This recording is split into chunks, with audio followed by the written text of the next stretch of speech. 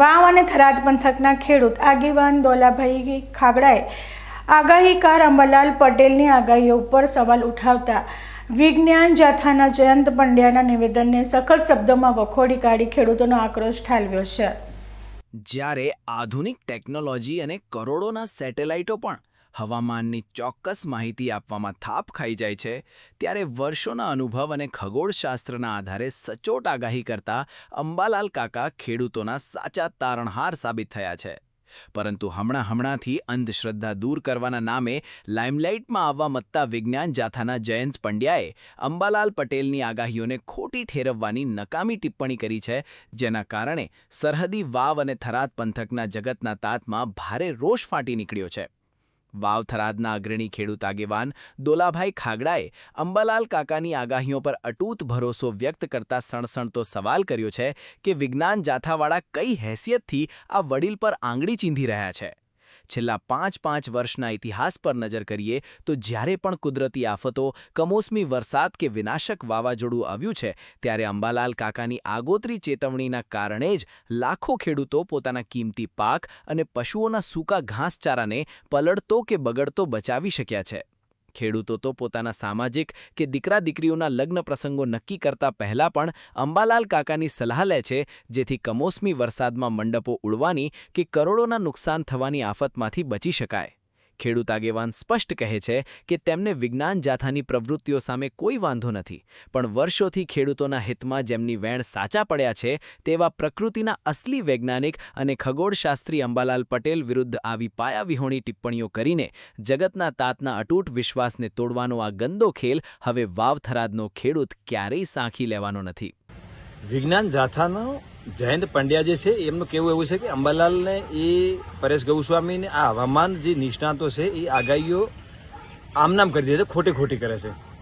હવે વિજ્ઞાન જાથો શું છે એમાં ખેડૂતોને લાભી ખબર નથી પડતી, પરંતુ અંબાલાલ કાકા અને પરેશ ગૌસ્વામી જેવા અનેક ગુજરાતની અંદર જે આગાહીઓ કરે છે એ ખૂબ સાચી ને સચોટ છે। એનો તમને સીધો ને સાદો દાખલો આપી દઉં, એ કારણ કે અમે છેલ્લા 10 વર્ષથી અને છેલ્લા 5 વર્ષથી તો જે હવામાન ખાતું છે એનું અમે ક્યારેય વિડીયો નહીં જોતા કે એની માહિતી અમે નથી રાખતા ખેડૂતો।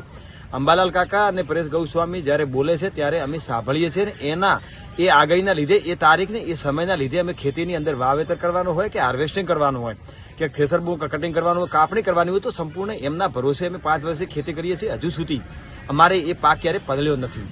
અરે બીજું તો છોડો, જ્યારે લગ્ન હોય છે ને ત્યારે અંબાલાલ કાકાને પૂછવું પડે છે કે કઈ તારીખમાં વરસાદ કે માવઠું નથી, તો એ તારીખમાં આપણે લગ્ન રાખીએ જેનાથી મંડપ ઉડવાની શક્યતાઓ ઓછી રહે। તો એ અમે પૂછવા માંડ્યા છીએ, અને એને કે તમે કોઈ ખોટા છે ના 10 વર્ષથી પેલું આવેલું છે ને, એ કહે છે કે બંગાળની ખાડીમાં સિસ્ટમ ઉપડી છે, 3 દિવસમાં ગુજરાતમાં આ વિસ્તારમાં વરસાદ થાય છે। એમાં પુરાવાની ક્યાં જરૂર આવે છે? બધી વાતમાં હિરેન પંડ્યા જે છે એમને કહી દઉં કે બધી વાતના પુરાવા ના હોય, દરેક વાતની મશીનરી ના હોય, મા બાપના આશીર્વાદ હોય, એનો કોઈ સર્ટિફિકેટ ના હોય, એ અંતર આત્માથી મળતું હોય ને એ ઉપરવાળા ભગવાન તરીકે બધું થતું હોય, એના તમે કોઈ કેમેરા લઈને ઉભા રહેશો તો એની અંદર કોઈ રેકોર્ડ ના થાય। એટલે દરેક વાતના પુરાવા ના મળે। જ્યાં આગળ આસ્થા હોય છે, જ્યાં આગળ જ્ઞાન હોય છે, એ પૂર્વજોનું જ્ઞાન છે, હોળીના દિવસે કયો પવન વાયો તો એનો નોંધ કરીને એ પવનથી 72 દિવસે આ જગ્યાએ વરસાદ થાય, એ બધું એ વિજ્ઞાન અલગ છે। આ ગઢીઓનું વિજ્ઞાન છે, આ વડીલોનું વિજ્ઞાન છે, અને એ વિજ્ઞાન થકી અંબાલાલ પટેલ આપણને આગાહી કરતા હોય છે। એ કોઈ ખોટી આગાહી નથી। એટલે મહેરબાની કરી અને આવા કોઈ સેવાભાવી વ્યક્તિ ઉપર કોઈ લાશ લગાડનારા હોય તો એવા લોકોને મહેરબાની કરીને કહું છું કે તમારું વિજ્ઞાન તમારી જોડે રાખો। અમે તમારા વિજ્ઞાનનો વિરોધ નથી કરતા અને અંબાલાલ કાકાનો અમે વિરોધ નથી કરતા।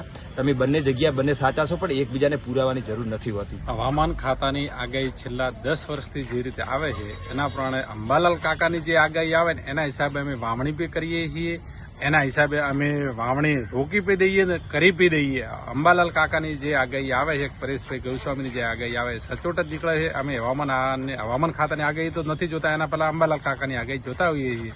બાકી અમે અંબાલાલની આ આગાહીઓ જે આવે સચોટ માનીએ છીએ, એના ઉપર અમને પૂરતો ભરોસો છે। જમીન સાથે જોડાયેલા ખેડૂત અને પ્રકૃતિના રહસ્યોને જાણતા અંબાલાલ કાકા વચ્ચેનો સંબંધ કોઈ અંધશ્રદ્ધાનો નથી, પણ વર્ષોના સચોટ અનુભવ અને પવિત્ર વિશ્વાસનો છે। એસી ચેમ્બરોમાં બેસીને માત્ર નિવેદનોબાજી કરતા અને ખેડૂતોની વેદનાથી તદ્દન અજાણ એવા તત્વો જ્યારે ધરતીપુત્રોના સાચા માર્ગદર્શક પર કાદવ ઉછાળવાનો પ્રયાસ કરે છે ત્યારે વિરોધનો આવો વંટોળ ઉઠવો બિલકુલ સ્વાભાવિક છે.